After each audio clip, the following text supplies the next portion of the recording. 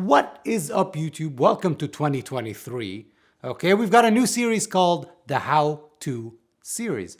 What we're going to do in this series is we're going to look at things that you may know or you may not know. And if you're a beginner, it's excellent. If you're an intermediate player, also excellent. If you're a pro, okay, you might learn a thing or two as well. I'm going to look at different pedals, different style of pedals, distortion, overdrive, fuzz, blah, blah, blah, stuff like that. And I'm going to show you different ways of using them rather than the ways that we already know. Let's get right into it. People, I'm playing my LSL Saticoy, okay? So I got a humbucker, single, and we've got the humble tube screamer on the table. So overdrives have moved from being pretty much replicating the sound of an amp breaking. I mean, this is literally called a tube screamer. It's like your tube's screaming, right? The amp is being cranked.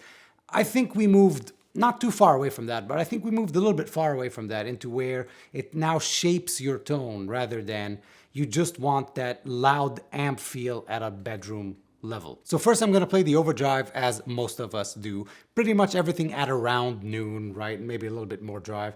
And play it through a clean amp. Here's what the clean amp sounds like.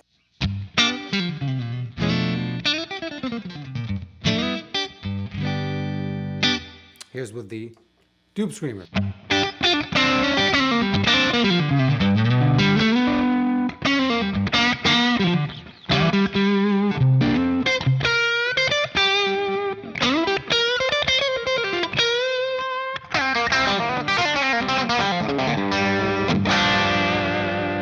Good old overdriven sound, right? It's the sound. It's the tube screamer. So here is what we're gonna do first. We're gonna try the overdrive with a little bit more drive. That will sound something like that.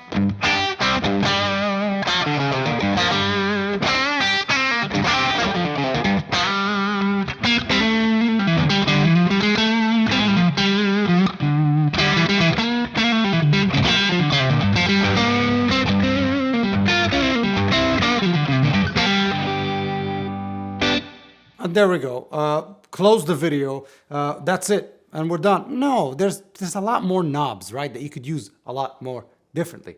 Here's an example. So we're going to turn the drive on the overdrive down, and I mean way down, and we're going to push the level up. Remember, there's what the clean amp sounds like. Right? This isn't loud at all. I'm at 2.5 on a Fender Supersonic.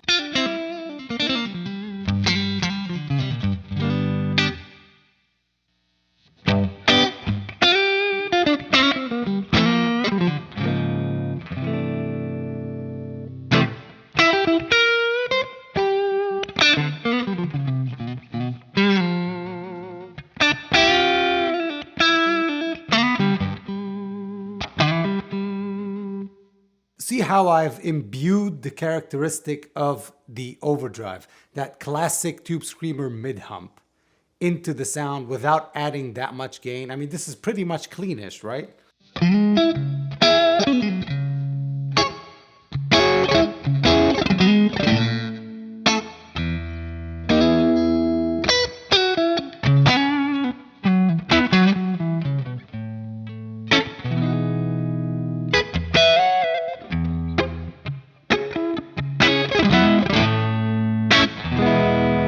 Unless we dig in a little bit, right? So if you play an overdrive with the overdrive level down, with the drive down, the gain down, and the level up, what you're essentially doing is you're running the signal, running your guitar into the circuit of the pedal. You're getting the flavor of the pedal rather than the gain into a clean amp.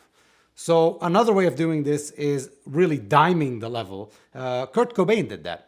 Like putting the gain very low and that. Anyway, this is internet propaganda. I don't know. I wasn't there. And here's how that sounds.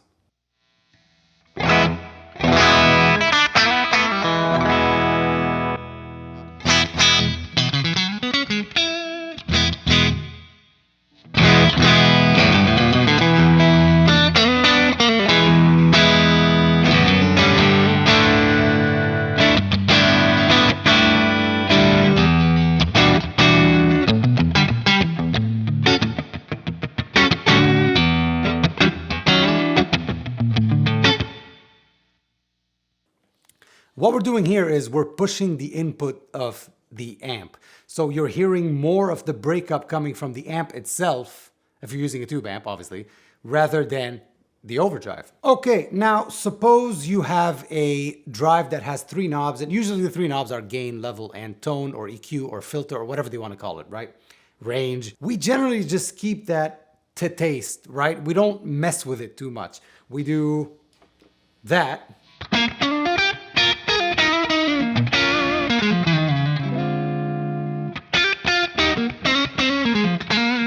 And you're like, maybe it's a little too bright. Let me do one of these. I didn't even know if the pedal was on because the LED on the Tube Screamer sucks. Anyway.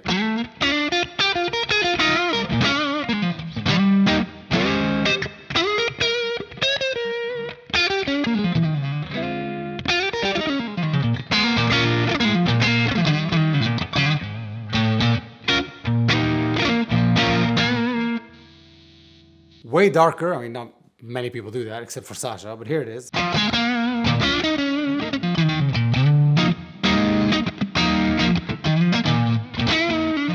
Or way, way brighter.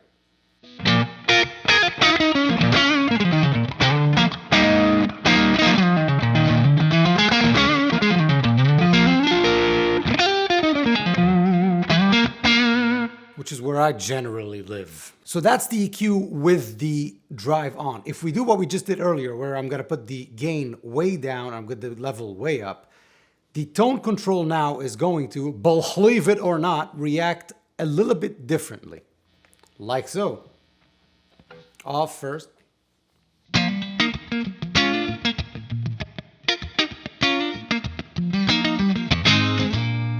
Right, on.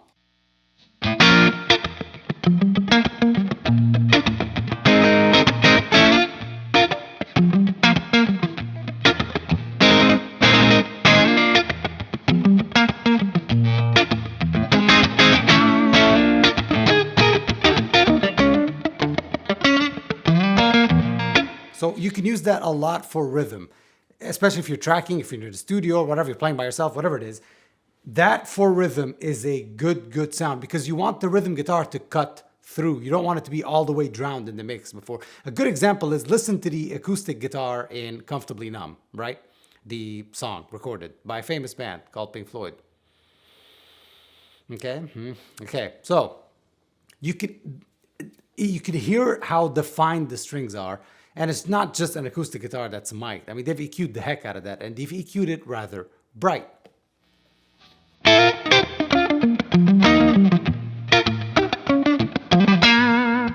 Now, suppose you have a bright guitar with bright pickups, or maybe a bright amp. What you would do is, same thing, but just a little bit darker. I tend to use that setting for like slow ballad type stuff, right?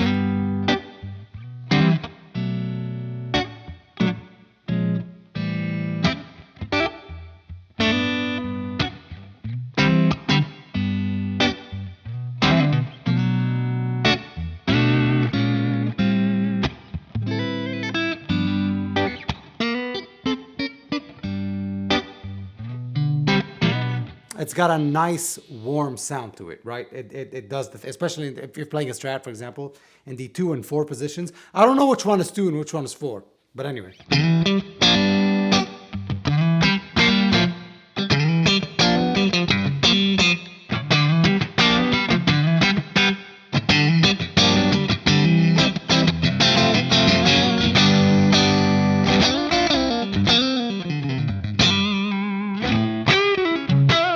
And again, that's another well-known trick that a lot of times you hear a unbelievably good sounding, good clean guitar or clean Strat, whatever it is, Les Paul.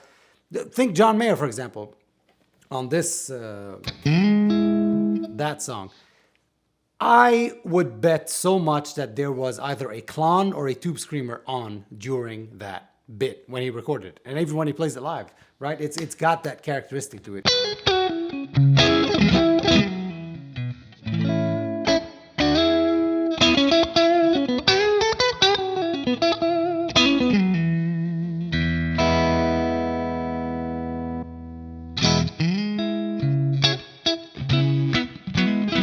See, now with it off, you kind of miss it, right?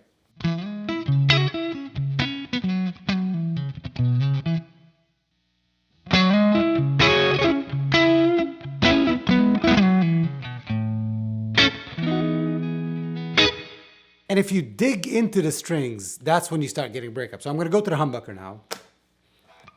Play soft, it's not gonna break up, right?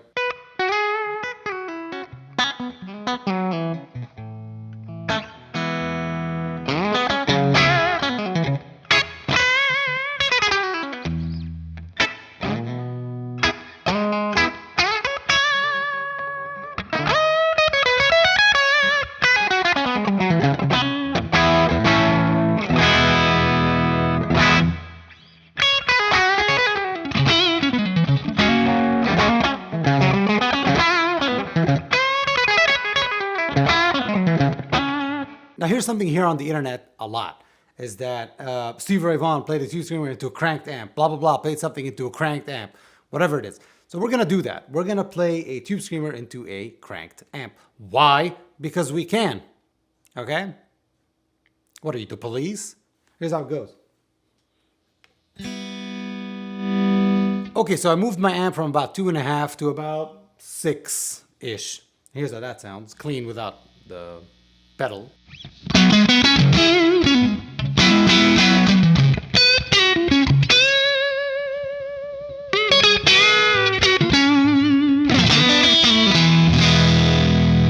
So it's chewy, it's thick, it's right where it needs to be, right where it wants to be, very compressed. Now, what happens if we add an overdrive to that? Ladies and gentlemen, let's do it right now.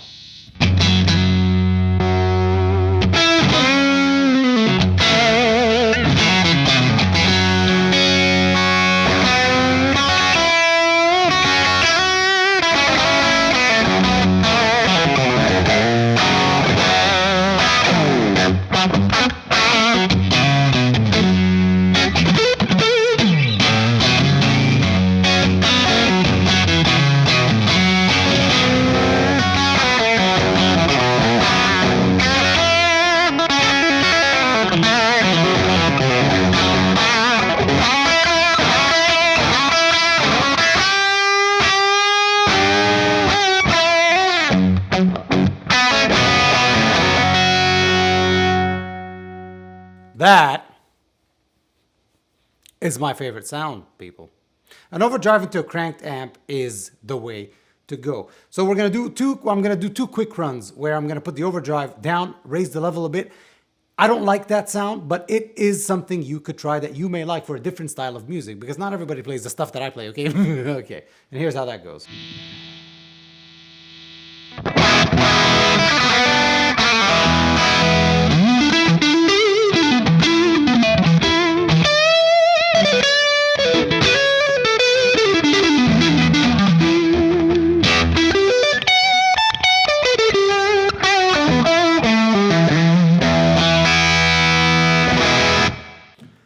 And now, since we have the amp already cranked, let's put the level down, and I'm gonna raise the overdrive by quite a bit. And that is how that sounds. Amp alone first.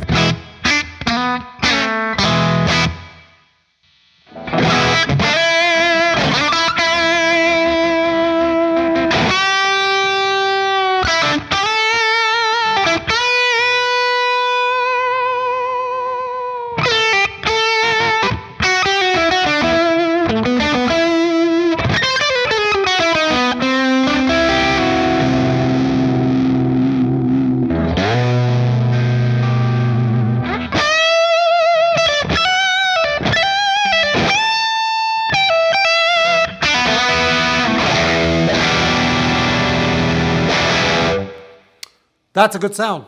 You cannot disagree. Okay. And now, last but not least, the invention of the brown protein, the king of tone, the dualist, the cornerstone gladiator, the blah, blah, blah. I can go on and on and on. The two overdrives in one. Stacking overdrives, whether it's, I'm not going to switch pedals here. I'm just going to add another overdrive. But stacking overdrives is the way, I think, to get the most unique sounding drive ever. And we're gonna do it right now. I'm gonna put the Tube Screamer in the back, and I'm gonna put the J-Rocket El Hombre right behind it. It's plugged in right now. Here's how it goes, give me a second. I've dialed my amp back to clean. so that we can hear the overdrives themselves, because a cranked amp with two we're in the destruction zone. So here's how the El Hombre sounds. I'll post a link to that right here if you haven't seen that yet. I've reviewed it. Okay, clean sound first. J-Rocket El Hombre.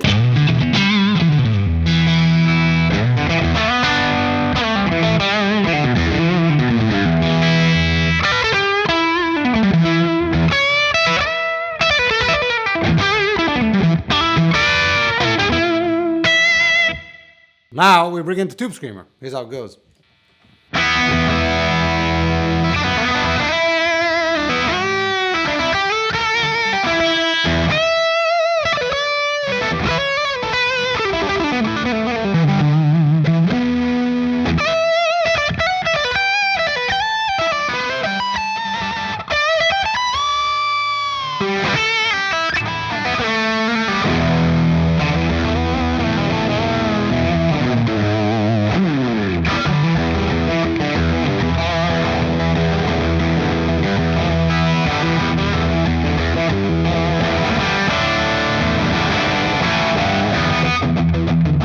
And I could do this for hours. I could do this for days. I'm going to lower the overdrive on the Tube Screamer, raise the level, and I'm going to push the overdrive a bit on the El Hombre. It has that sound like that.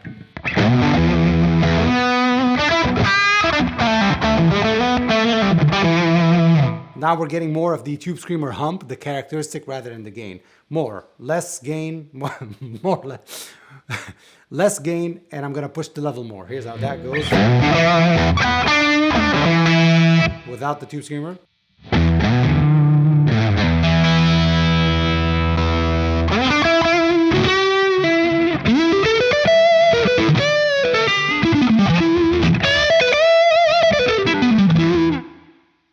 So the Tube Screamer, again, I'm saying mid-hump a lot. Not all the overdrives have a mid-hump. For example, the Blues Breaker is known for its mid-scoop. So all of that applies. It just accentuates it more. And last but not least, I'm going to use the El Hombre to boost into the Tube Screamer. So high gain on the El Hombre and low-ish gain, normal gain on the Tube Screamer. Here's how that goes. El Hombre by itself. With the Tube Screamer.